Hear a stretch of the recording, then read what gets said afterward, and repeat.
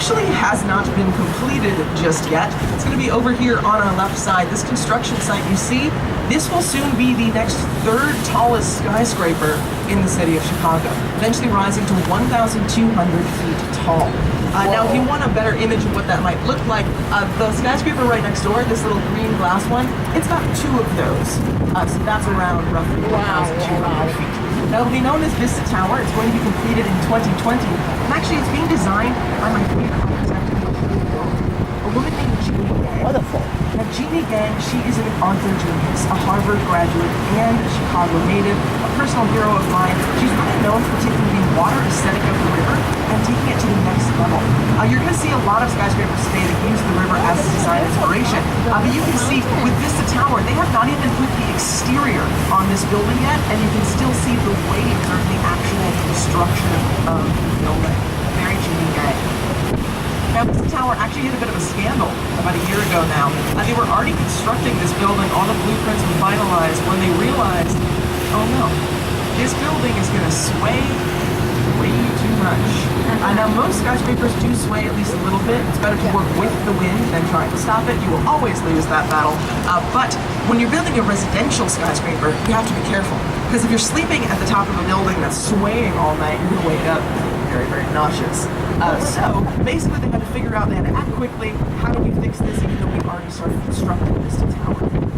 So what they're doing is they are removing an entire floor of the building, the 83rd floor. They're opening it up to basically be a massive chamber that allows the wind to go through the building as opposed to putting too much pressure on the side, therefore cutting down on the amount of space.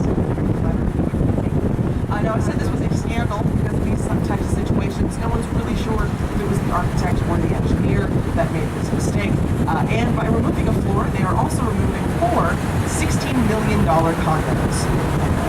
Yeah, so a bit of a financial setback in that as well. $16 million.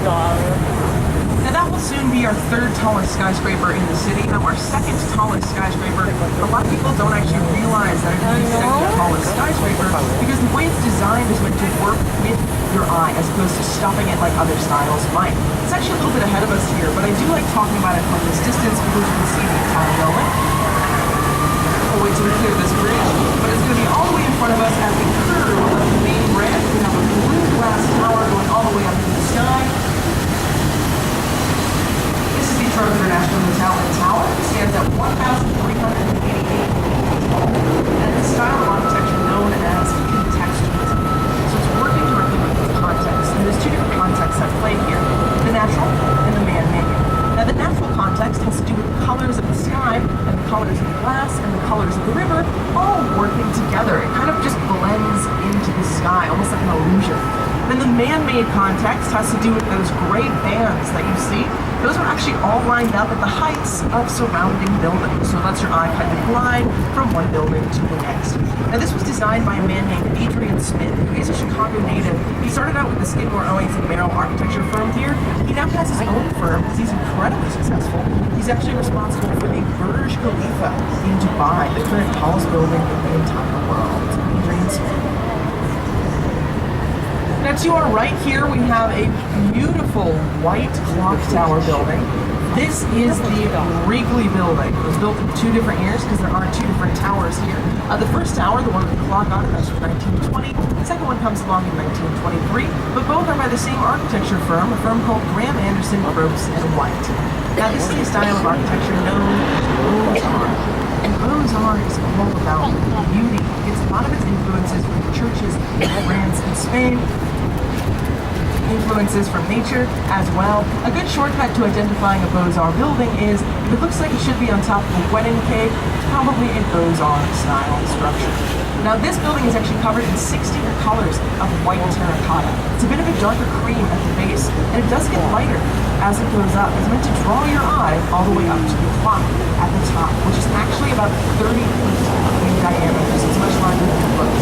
This terracotta is also so delicate, you have to hand wash it every single year. If you were to take a power line to it, it would completely destroy the beautiful carvings on the side. So take that in, give that some love, because people work very hard to make sure those carvings stay intact. Then I'm going to bring us over here to the left side. As we're curving around this bend, temple at the very top over there. And this is the Jewelers Building from 1926, originally one of the bustling headquarters of the jewelry industry that really gripped Chicago in that time period. Now, when they first constructed it, they put a giant car elevator in the center. Yeah, now this was a method of preventing crime. Basically, people were super nervous carrying bags of jewels from their car all the way to their office. They were worried about being intercepted. So they made it so you could just drive right in, pick it right up, and drop it right off. Nice and simple. The Jewelers Building. Then I'm going to bring us back over here to the right side, where we have emerging from behind the Trump Tower here, this black glass tower. Now, this is the AMA building. For many years was the IBM building, and it's actually one of the last buildings designed by a man named Ludwig Mies van der Rohe. Now, Ludwig Mies van der Rohe was known for establishing a style of architecture known as black box modernism. And I'm sure you can tell why it's called that. It's all about black simplicity. Less is more. Form follows function. Or basically, its beauty comes from its engineering as opposed to its elaborate decoration. Now this was one of his last buildings. He originally is from Germany, started the Bauhaus movement, and came over during World War II and settled here in Chicago.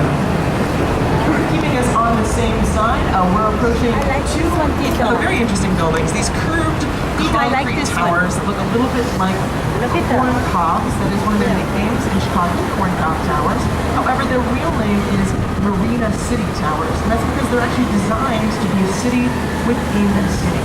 Inside these buildings, you've got apartments, parking, restaurants, bowling alley, movie theater,